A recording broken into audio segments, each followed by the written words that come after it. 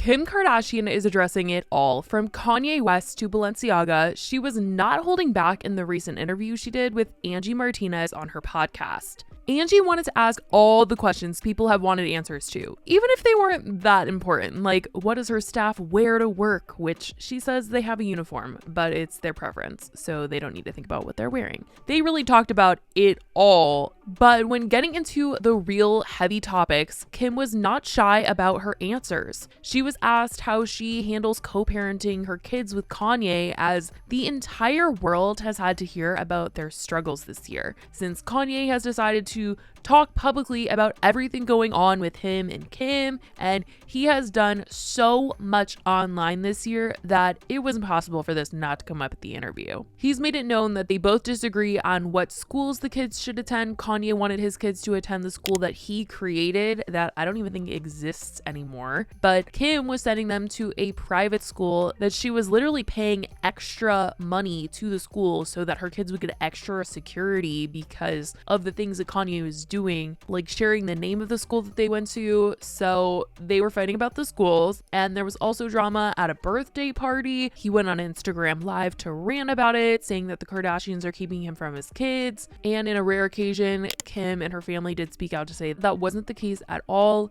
But most of the time, Kim just keeps her mouth shut when it comes to anything that's going on with Kanye. Even if he is calling her out, he has posted their private text messages on Instagram before. He's talked down on Kim. He's talked down on her family, saying things like they're bad influences, judging them for having done Playboy. It has not been pretty. And during the podcast, Kim was asked about how she deals with all of this that he has put her through. And she opens up about the fact that she tries to shield her kids from what goes on between their dad and her. I definitely protected him, and I still will, in the eyes of my kids, for my kids. So in my home, my kids don't know anything that goes on the outside world.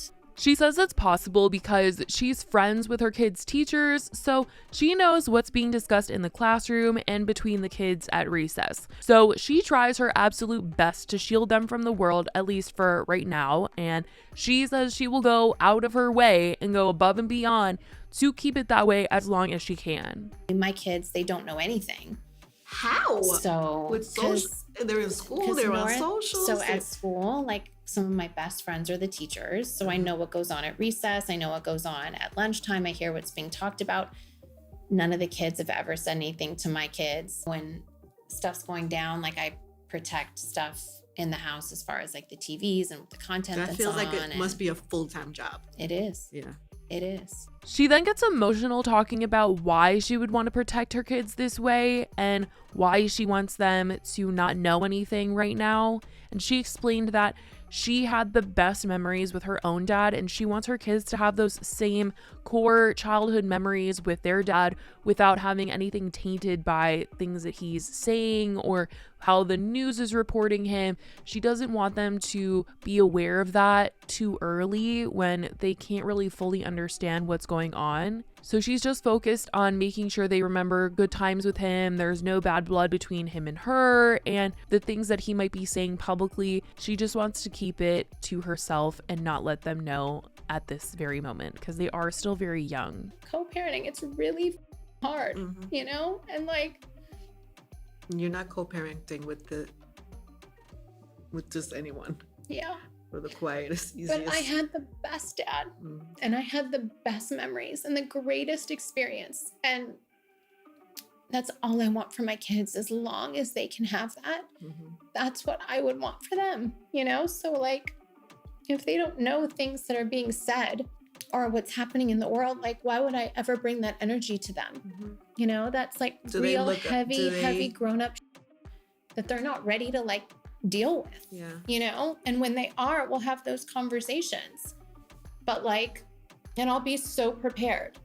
Kanye certainly hasn't made it easy on her though, with the way that he's been so public about everything, not even just with Kim, but with others as well. There's also a lot of non-family issues that he's made public. This year, he's taken a ton of his issues public, especially business relationship troubles. He's been very honest about his frustrations when working with Adidas, and most of the time this year, he was spent talking about Adidas and the employees there, posting photos of them, going on rants about the company and the specific people that he is in contact with. And Angie, when she was talking to Kim, was literally shocked to hear that Kim's kids didn't know anything, just because he has been in the headlines so much this year, especially the last few months, when we've seen him lose his business deals that he has with these big companies because of the offensive things that he has been saying very publicly. And somehow Kim has managed to avoid her kids bearing witness to all that has been said and what has been happening with him. She later opens up about how she views the future, because co-parenting hasn't been the easiest for her, and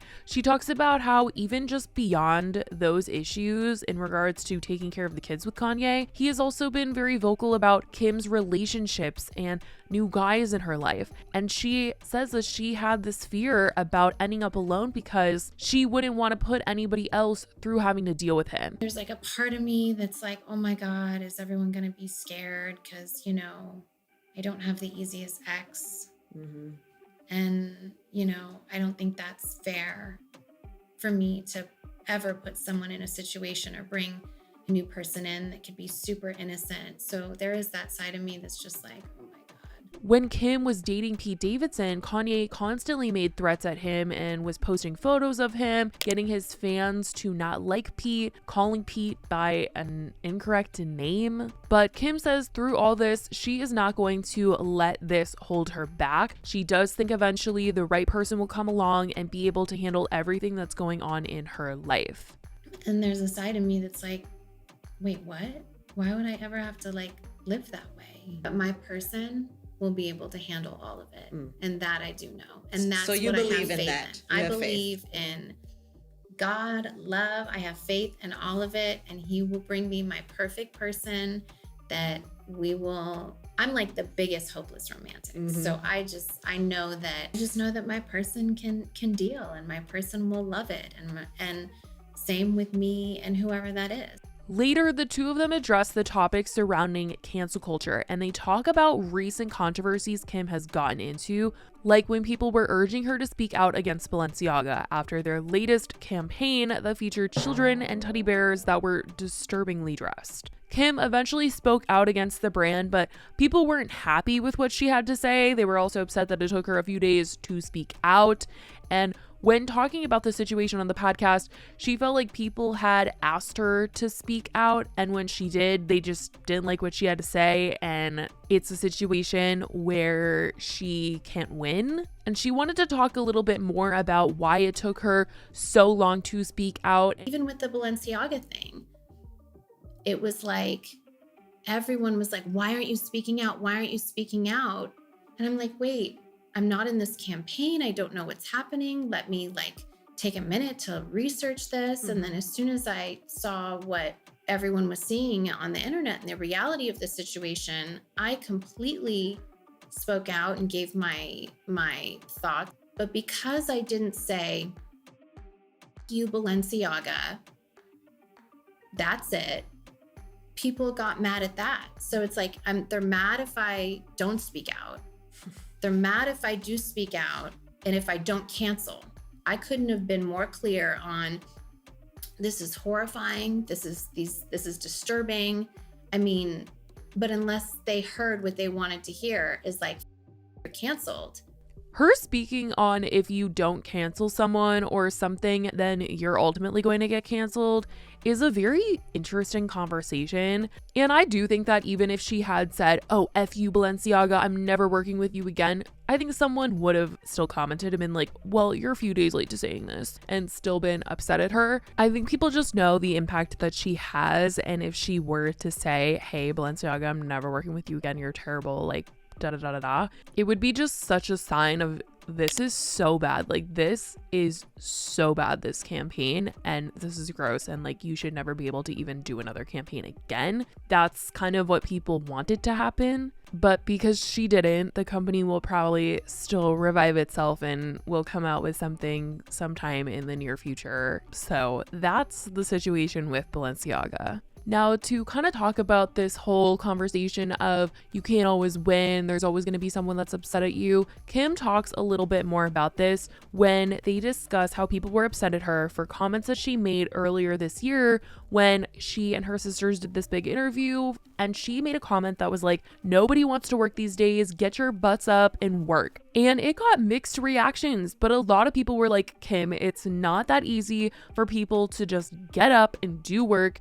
And others found her extremely privileged in that statement. And she wanted to say that she meant that specifically to people that she has been interviewing for a job at her company.